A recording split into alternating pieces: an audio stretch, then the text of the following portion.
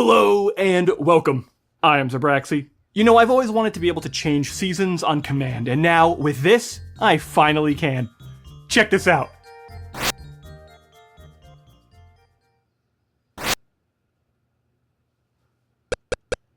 Oh, are you kidding me?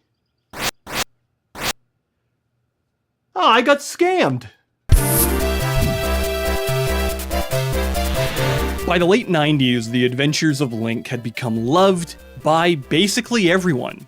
Well, I mean the general Legend of Zelda series, not the Zelda 2 Adventure of Link, not that one. We're all still not quite sure how we feel on that one just yet. While Mario has always been Nintendo's precious baby icon, Zelda was loved by many, and it could be argued that this series in particular was the Nintendo franchise that would be responsible for pushing video games forward as a whole. By the year 2000, my favorite game of all time would be released, and it's clear that a part of that love comes from the fact that Ocarina of Time was able to attract people even like my own mom, whose only other gaming enjoyment was Pac-Man, and honestly, I still don't even think she's ever cleared a stage to this very day. Enter the year 2001, though, a time of turbulence, turmoil, and a lot of pain. Not because everyone was still freaking out about Y2K and planes falling from the sky or something, but also about my own home life. Video games were my coping mechanism for the childhood trauma that this season of my life would represent. At that age, I had little to no direct agency of what happened to me, and no other series carried me more than The Legend of Zelda. Little did I know that in just a few more months, my mom would surprise me with an adventure that I would never forget.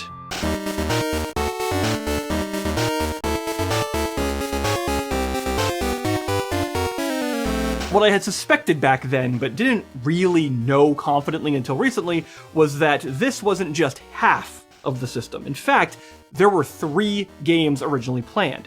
They were going to be called the Triforce Trilogy, even though their project names were oddly called the Mystical Seed Trilogy, which, I mean, Triforce Trilogy sounds so much better. And we did actually get some of those games. The Mystical Seed of Power, for example, would become Oracle of Seasons. The Mystical Seed of Courage would become Oracle of Ages, even though Nehru actually represents wisdom. That's Faror, that is courage, but whatever. And the Mystical Seed of Wisdom would then become... The Japanese developer Flagship was formed and owned by Capcom, but handled a lot of third-party contracting, specifically with Nintendo and Sega as well. So yeah, Capcom essentially developed the Oracle games. The Mystical Seed series would be split and focused upon 3 primary mechanics: puzzles, color, and action. As a troubled and genuinely angry child at this time, a bit of fighting is exactly what I needed. And who better than to take my frustrations out on than General Onyx?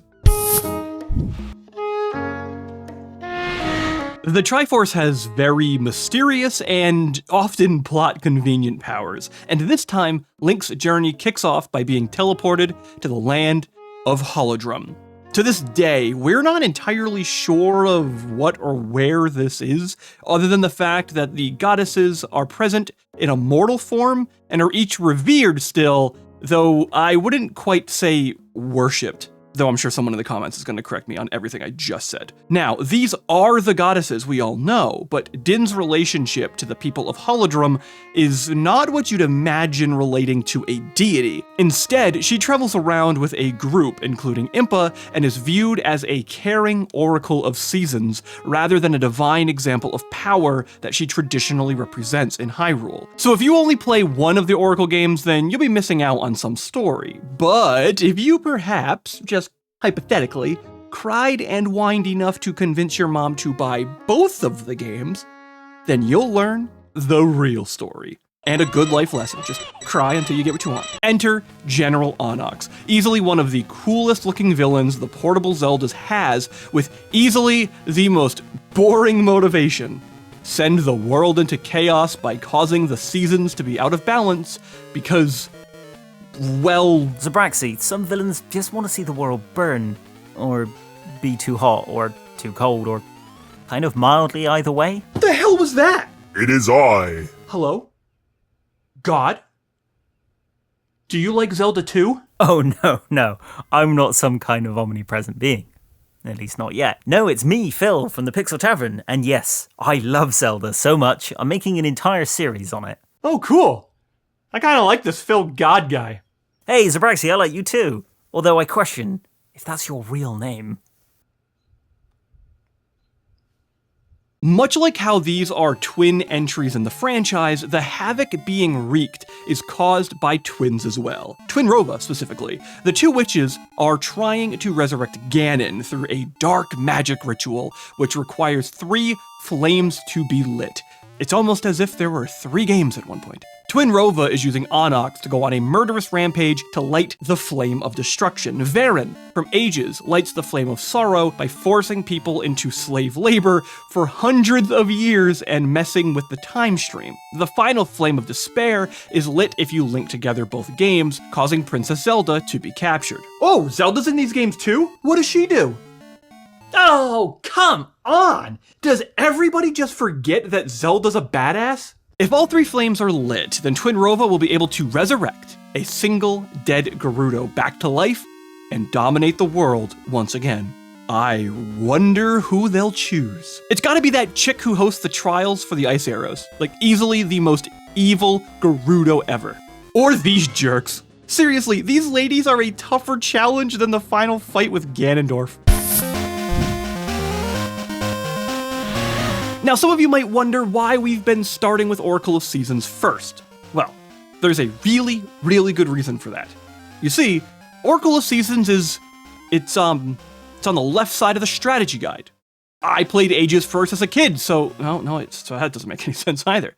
They appear side by side in the Zelda timeline, so I guess it does list season first, so there's that. Realistically, it doesn't matter at all. I've seen so many arguments on either side about why the correct order is one or the other. I mean, I've seen people go so far as to point out that traditionally the goddesses' names in the Zelda series are sequenced Din, Nehru, and Ferror in that order, so obviously Seasons has to be first. For me, I chose Seasons first this time around for one reason alone.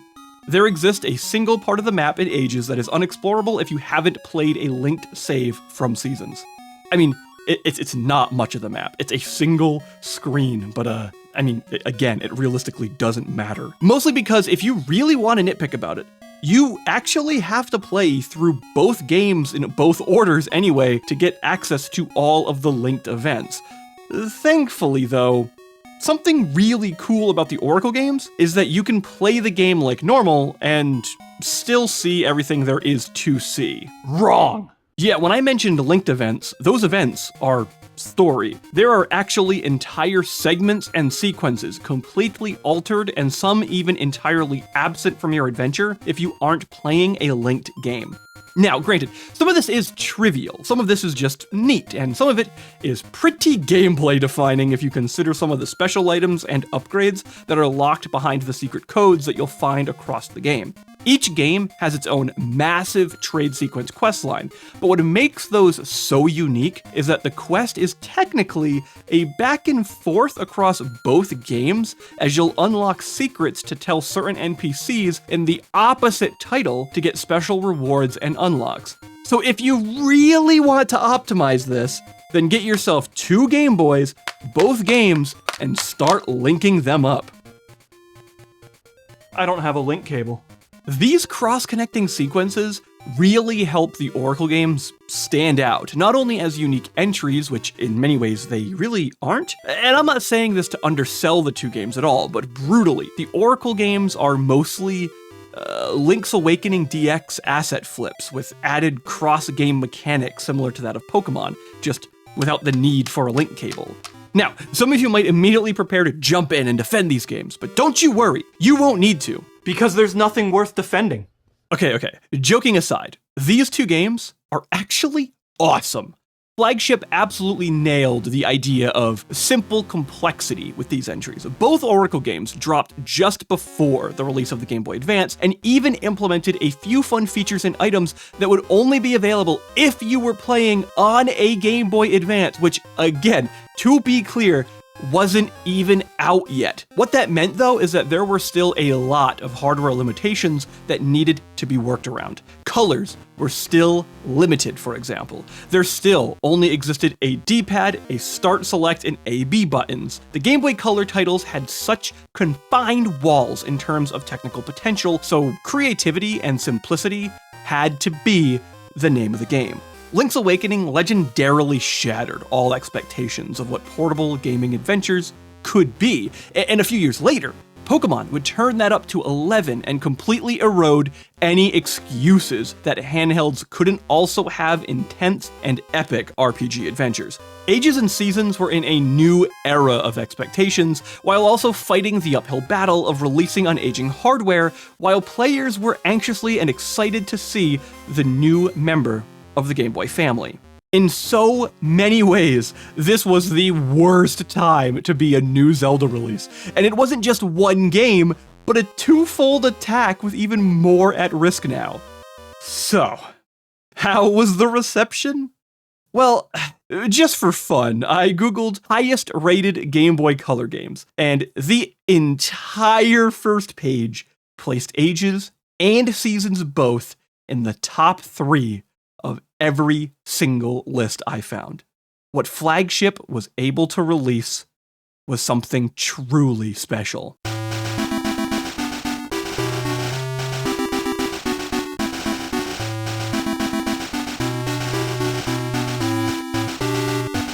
It's often hard to separate one's love for something from the quality of that product. I don't entirely fit in the camp of it's all subjective when it comes to discussing art, though it's impossible to deny that a game's quote-unquote quality alone does not indicate whether it's a good or a bad experience. While many, myself included at times, can definitely get hung up on focusing on if a game is good or bad, I've grown much more to appreciate the adventure itself and the experience one has within that journey. When I look back at all of the Golden Sun videos that I did, the thing I'm most proud of is the angle in which I approached them from. I was a casual fan for the first game, but knew full well the legendary first 2 entries and the extreme disappointment of the third. Yet, being able to split away from that and focus on the journey itself opened my eyes to so much more than I expected. Games are truly magical and can provide a form of escapism that's completely devoid of any correlation due to the technical quality of these random pieces of software that we call video games. These odysseys we embark on can be life-changing, and oftentimes it's simply a matter of when they fall into our laps. Diablo 2 isn't one of my favorite games of all time, simply because of the excellent soundtrack, insanely addictive loot grind, almost perfect sprite work, top-notch environmental storytelling, flawless gameplay feedback, stunning visuals, and everlasting ARPG game design. The fact that a game of legendary status and execution also landed in my lap at the age that I was when it did, in that season of my life, ensured that this experience became a fixed part of who I am as a person. Now, what in the actual hell does any of that have to do with Oracle of Seasons and Ages? You see, the Oracle games are often considered the best that the Game Boy Color has to offer. When such a wonderful piece of art falls into your lap at the right time, there's this conjunction that forever changes who you are from this point onward. These 2 games would be so much of that for me at a time when portable adventures were already pretty rare, especially to the scope of the Oracle games. This is what I would take when I'd run outside, when I'd try to leave the house away from the fighting and the throwing things and my parents going at each other. I would take a Game Boy and I would throw in an Oracle game and I'd go outside and I would sit on that big rock that for some reason existed in my yard, and I would just sit down and go on an adventure and escape all of those problems in the calm of nature. You know, in a weird way and kind of sad way, the thing is, my Game Boy and video games in general were a bit like a therapist to me. They actually helped me so much with my self-reflection, really. I was such an angry and aggressive child that would just bully and pick on people for no other reason than causing misery to others made me at least feel good a little bit at that moment. It's kind of sick and twisted, and I always hated it. And what would help me so much would be to take like my Game Boy on the bus and just sit there, and instead of picking on people, I would just get myself lost in these adventures. But I'd also sit there and ask myself, constantly, on repeat, why am I so angry? Why am I like this? Sometimes the best remedy to an emotional hardship or contemplation is laughter. Often we just need a bit of peculiarity in our lives, even if just for a brief moment. And the best part about the handheld Zelda games is that they are weird. I mean, I love when Zelda just embraces how odd it is at times. Whether it's its characters or the world itself, The Legend of Zelda is just a bit strange. An odd adventure is sometimes the ultimate recipe. Let's take the character Maple, for example. She's a young witch who is the apprentice of Syrup. Great names, by the way. Throughout the adventure, you'll walk into a screen where all of the enemies are gone, and instead, it's Maple flying through the area. If she accidentally rams into you, or you love the chaos and purposely get in her way, she'll collide with you, and both you and her will have items sprawl across the screen. You then have to race each other to collect as many of the items as possible, and sometimes these are good items. She could be carrying something as powerful as a magic potion, which is essentially a fairy in a bottle, or she can have a piece of heart. What makes Maple so great to me, though, is that as each game develops, as you've bumped into her more and robbed her of more and more of her goods, she actually starts to upgrade her broom to a flying vacuum cleaner. And eventually, to really get you, a flying saucer. And as these collisions take place more and more, Maple's entire attitude and demeanor progresses from thinking that these are unfortunate encounters into acting like these meetings are kind of their own game that she's now looking forward to so she can rob Link back of the items that he has taken from her. It really is these types of silly things that can really make you just forget about the world. Or how about the dancing minigames? Yes, okay, these are completely out of nowhere, and I feel like they serve absolutely no purpose at all. But I honestly find them endearing because of those exact reasons. Just the whole idea that the Subrosians and Gorons are protecting some of their most precious heirlooms behind a dance contest. That's awesome. Now, to be fair, I totally get it when people say they hate these minigames. They can be incredibly fun or frustrating depending on how good or bad your rhythm is. Oh, come the fuck on! Or how about when you have to follow this guy through the woods and not be seen? It's a pretty run-of-the-mill stealth quest and nothing all that special until— oh, jeez! He came back? He walked back into the map? Oh my goodness, that actually freaked me the hell out. And it's not just the goofiness either. In spite of being just Game Boy Color games, the environment and characters can have deep and emotional scenes. There are moments that are truly heartbreaking. Like, genuinely. I mean, basically the entire first hour of Oracle of Ages is easily the saddest opening in the entire Zelda franchise. Varin impersonates Impa in order to capture Nehru, which is an even larger feeling of betrayal if you played through seasons first, considering just how helpful Impa is there. Her wreaking havoc on the time stream creates its own larger existential horrors, but even beyond the abstract, Ages immediately presents a world that is unhappy. The first time you go to the past, you can see a boy and his father playing catch with a ball. However, there's another boy who is just watching. He is jealous of this other kid, envious that his family is having fun and how he desperately wishes he could join them in their game. But the one that hit me the hardest, though, is right after Varin messes with the time stream and you go to the town in the present. If you talk to this old lady whose grandson is frozen in time, she ignores everything you're saying and is just desperately trying to reach this little boy. It's a pretty sad setup, but when she says, "Call me grandma" again, dude, oh my goodness, that got me, man. Wow, there's a lot there. This all perfectly paints the picture of the anguish that Varin is trying to impress on Labrynna in order to light the flame of sorrow.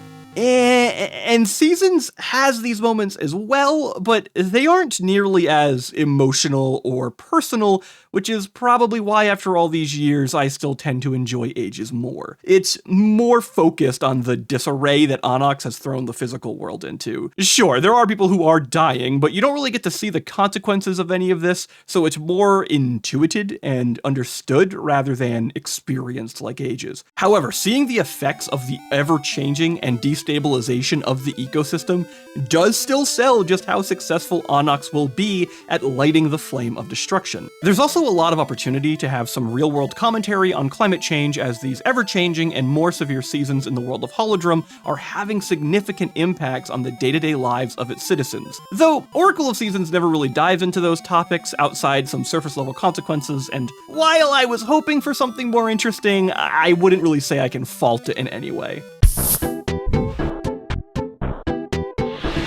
I know it probably feels like we're bouncing around a lot in this video, and this is definitely more scatterbrained than my usual work, which is saying a lot. But what is so great about the Oracle games is that this is kind of how they feel. It's a bit of organized chaos, and a lot of times direction feels a bit accidental. Oh, and since this stupid thing doesn't work anymore, then I guess what I can do is pull out the next thing I bought for the ages, because there's also some time travel, which never makes things any more complicated, so let's go with that, and let's test this baby out.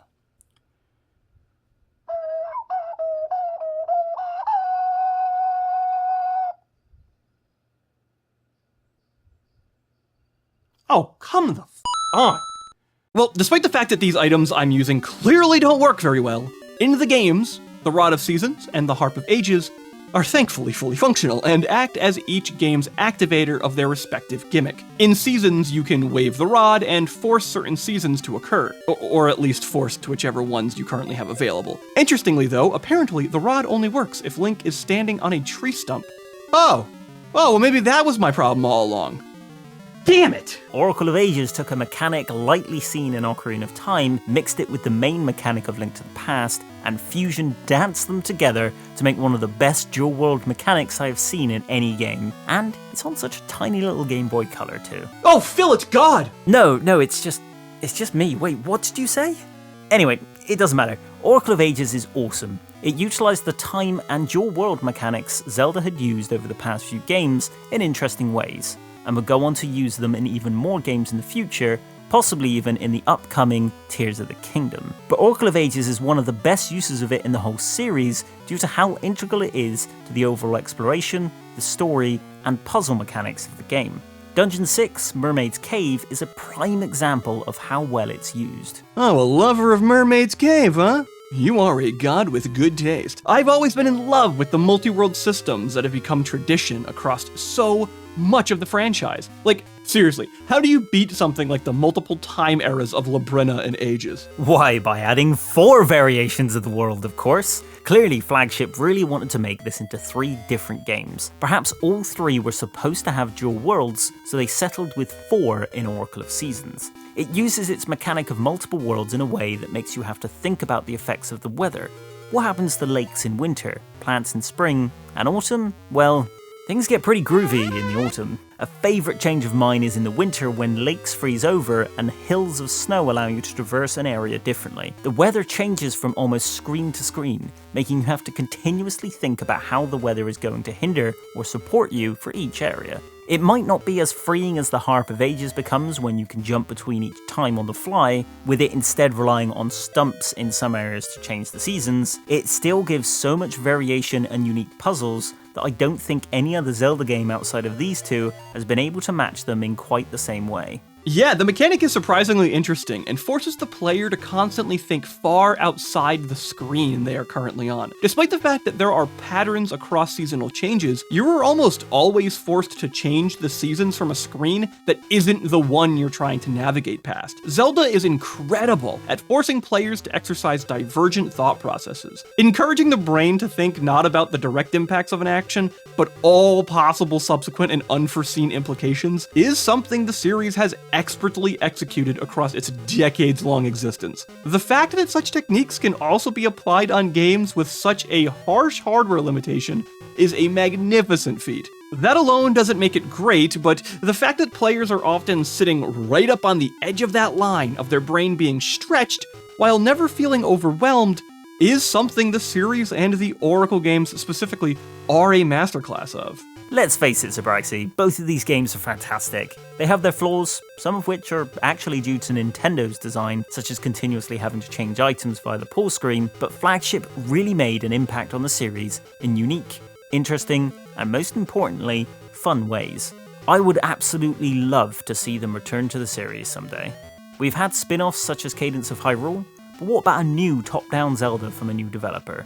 Retro Studios, perhaps? Oh my, Phil, you've gone way too far. There's no way. No. Retro Studios is not allowed to touch anything until I finally get my Metroid Prime 4 in my lap. Until that day comes, they're not allowed to touch a single thing, okay? Nothing else. Whoa now. Look, it was just an idea. Retro Studios will get Metroid Prime 4 out eventually, don't you worry. Absolutely not. No way. Ridiculous. Okay, well, if you don't calm down, I'm gonna mute you in your own video. I am Phil, after all. Oh, don't you dare, Phil. No way. Okay, look, you can't just come into my video and start throwing your opinions around and thinking that you're all tough, cool, and all really great, making your Dragon Ball Z Fusion Dance references, and you're just gonna go on and keep talking about this other stuff, and you're gonna just... Oh, there we go. Isn't that nice, everybody? Look at him ranting there. I wonder when he'll stop.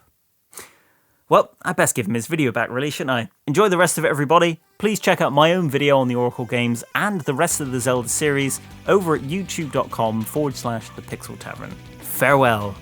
Oh, right, yeah. I should probably turn him back up, really, shouldn't I? And at the end of the day, that's why elephants can't vote. Hello? Phil? Oh no. He didn't go ahead and self-promote, did he? The big booming Phil in the sky is right, though. Many of the puzzles surrounding the seasons mechanic are a wonderful display of comfortable discomfort. You're not just thinking about how the screen you're on might have 4 different variations based on their respective season, but how the entire world may change, and how you can manipulate that to your advantage. Though there is a bit of irony that Link is causing these massive ecological changes so willy-nilly. Okay, honestly, maybe Link is the reason everything is so bad and the Flame of Destruction ends up getting lit. How would that be for a plot twist? This leads us to the Harp of Ages. Considering that Oracle of Ages is supposed to be the puzzle-based game, it's a bit odd that the time travel is pretty limited. Sure, you'll be needing to exercise some of the brain stimulation I mentioned before as you bounce between the past and present, and you're required to remember how much of the map could be affected by your actions. However, the teasers here are far more restricted than seasons. This might be because there are 4 states of seasons in, well, seasons, and only 2 ages in, well, ages. But if Zelda and gaming has taught us anything, it's that more or less variables don't inherently make something have more or less potential. Something I really have to hand to Oracle of Ages is near the end. Once you receive the final harp song, you are able to bounce between the past and the present at absolutely any time from absolutely anywhere. This does allow for some real creativity near the tail end of the journey, and it's such a tremendous evolution of the time mechanic from Ocarina of Time and the Light World Dark World system from A Link to the Past. It's these types of developments, these constant iterations on core ideas from old games, that helps the Oracle titles not simply be good games, but to be truly stupendous entries in this franchise. And this leads us to the root of all Zelda games, the foundation that all of them seem to be built upon, the dungeons. Except Breath of the Wild. That game, Breath of the Wild is a bit of the exception here. Those dungeons suck. They're inexcusably bad. I don't even know what they were thinking. Those divine beasts, I mean, heck, even Hyrule Castle's pretty boring, and like 50% of the shrines pretty much blow. I'm saying this now, by the way, as like a new transformed Breath of the Wild lover. My first time playing it, absolutely hated it. The dungeons sucked, the shrines mostly suck, so I didn't like it. But yet, I took it a step back, I played it yet again at the beginning of this year, totally fresh, wanted to go in with a brand new mindset, and I get it. Like, I love it now. I spent like over 80 hours in about like 2 weeks, which was unheard of for me to play games around now. Honestly, I don't have the time to do that. I was staying up until 4 a.m. only to get up at 6:30 a.m. to go to work. Like, I totally get it. I love Breath of the Wild. Absolutely one of my favorite Zelda games. But my God, those dungeons blow. So when I was going through and playing the Oracle games this time around for this video, I gotta be honest, man, I forgot just how much I miss good dungeons. If there is anything that connected me to The Legend of Zelda the most, it was the dungeon diving that so perfectly complemented the grand adventure. All the way back from my first time playing Zelda, my first experience with A Link to the Past, it was these puzzles that made me feel stumped, then clever, then stumped again in a cyclical pattern throughout the entire journey. It was a constant reminder of how cleverness and courage can beat raw power. Zelda has always had its gameplay perfectly match its story and experience. Nintendo is so careful to ensure as little ludonarrative dissonance as possible in these experiences. And as a child, and heck, even as an adult as well, I still find this so addicting. There's clearly some innate, primal element to humans that just loves to overcome obstacles. While it can be easy to excuse failure, or even find being unsuccessful empowering in some twisted way, it's impossible to deny the carnal exhilaration of defeating a seemingly insurmountable challenge. Whether we're testing our limits in competitive games, or realizing our flaws through cooperative experiences, The Legend of Zelda has always exemplified basic human desire for adventure. And this is obvious, right? It's no secret that Miyamoto came up with the idea based on his own childhood adventures. So of course, as children, something like the Oracle games just sits right. It feels familiar and comfortable despite maybe being your first time ever playing them. As an adult, these excursions feel almost nostalgic, even if we've never played them years ago. They can often be empowering because games can take such fundamental ideas and present them in interesting and entertaining ways. I'm not saying all this because I'm trying to make Oracle of Seasons and Ages out to be some uniquely philosophical revelation that entertainment media can be cathartic, but this context can shape why some genres, or even what medium, we connect with most. For me, as a child in a tumultuous home, my biggest problem, one that I struggle with to this very day, was helped by video games. My confidence. This very YouTube channel that you're watching this video on is so small and inconsequential in the grand scheme of the vast ocean of online media, and honestly, there's nothing better than spending 50 hours on a video and having it get 200 views. Yeah!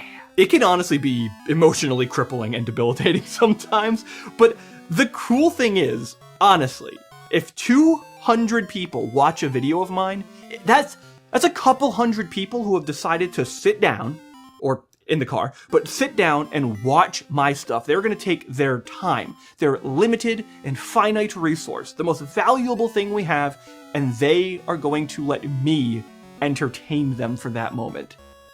That's pretty freaking awesome and super humbling.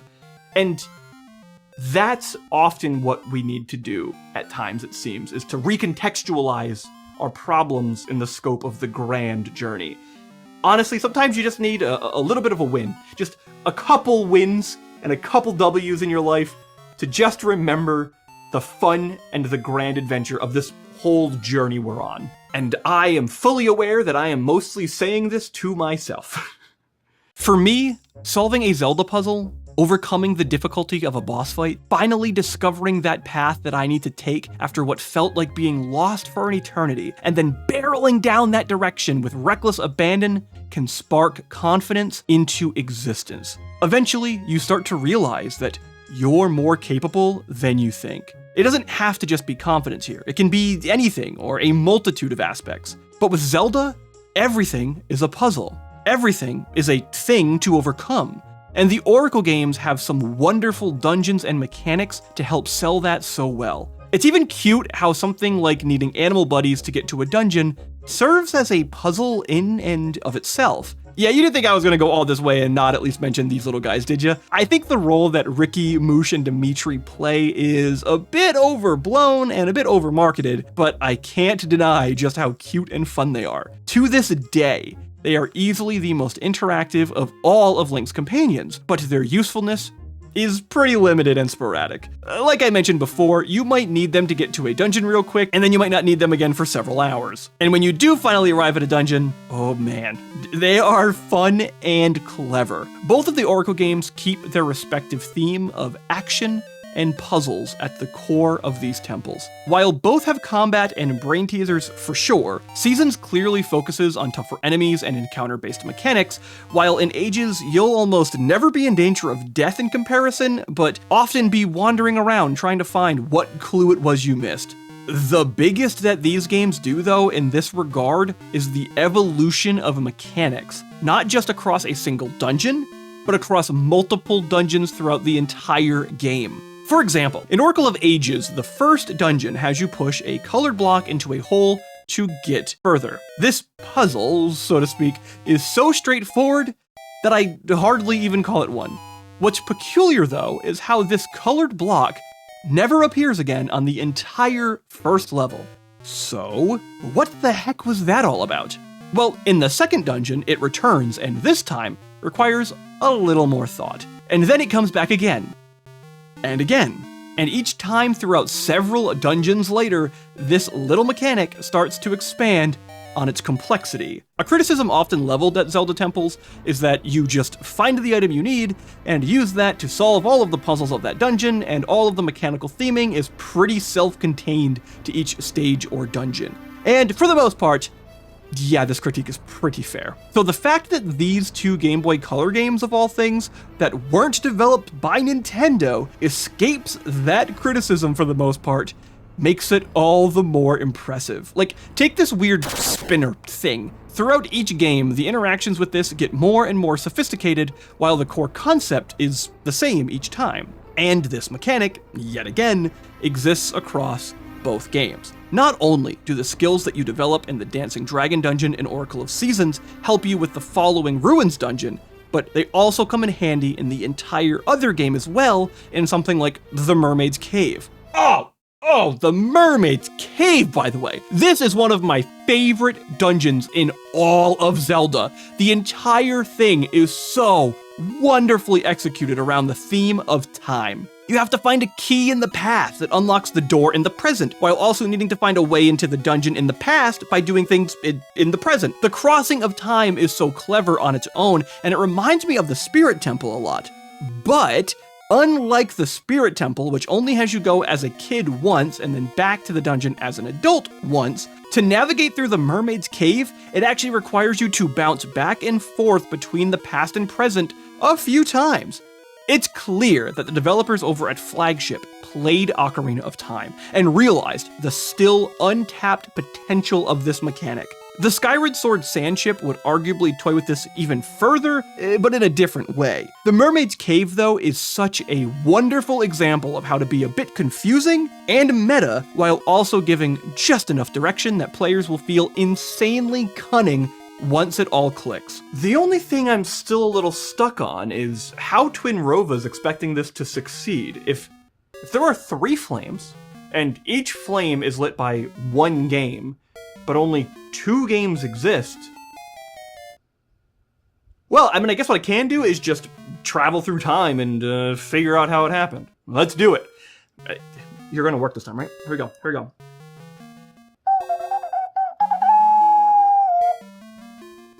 Ooh, oh, it's a time travel effect. Ooh, nothing happened.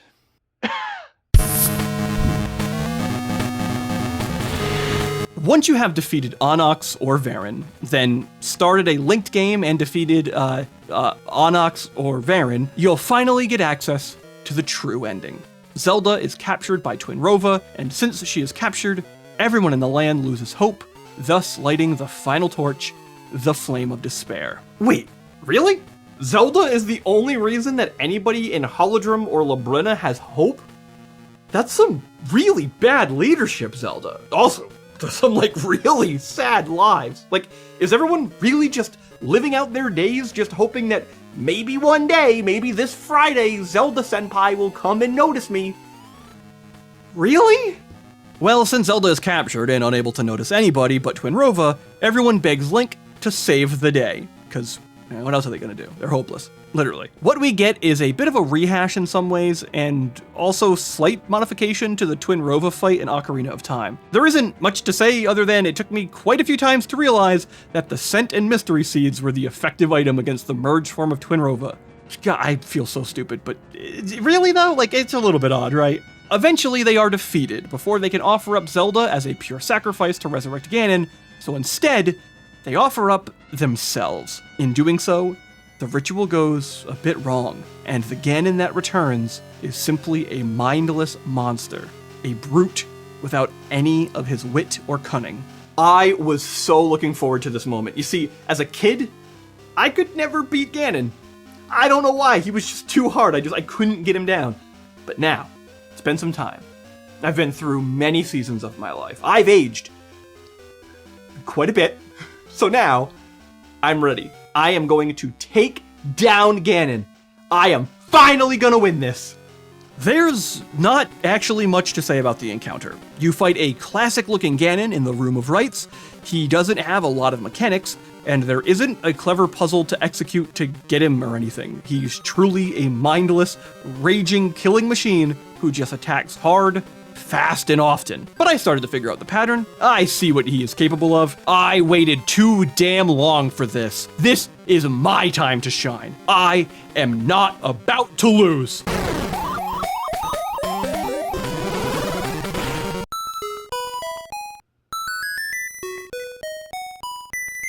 I lost. I lost. That was like 20 years in the making. And I lost?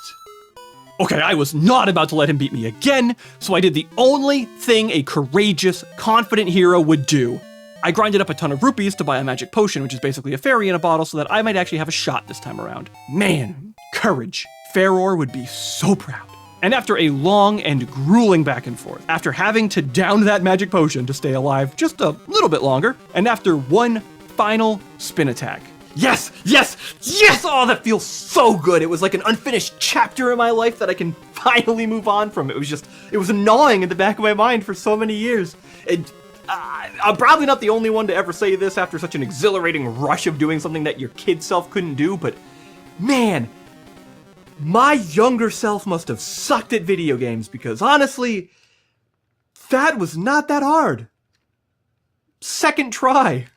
I'm sure my younger self would be so proud to know that Ganon was finally beaten. That through all of the trauma and turmoil, that we finally got him. We did it, little guy. We did it. And yet, I also know little Zabraxi would have been a bit confused about some things. Why didn't I burn every tree to see if it was a secret? Why didn't I shovel up every single diggable tile in the entire game like I did with my cousin all those years ago? No, seriously, we quite literally each took one of the Oracle games and dug up every single tile we could find, just in case there was something special hidden away. There wasn't, and I think he'd be sad to see my lack of imagination. How I don't get lost in the adventure in the games the same way I used to might surprise him. It's funny to me, but Zelda games always seem to make me self-reflective. It's probably because it's a series that just seems to fall into my lap always at the perfect time. I mentioned Breath of the Wild earlier and how I have a newfound love for it. What made my second attempt at it flip my opinion so hard is that this time around, I purposefully played it like a child. I just let it take me along the ride, and I let my imagination run wild. I let myself forget about all the stress around me.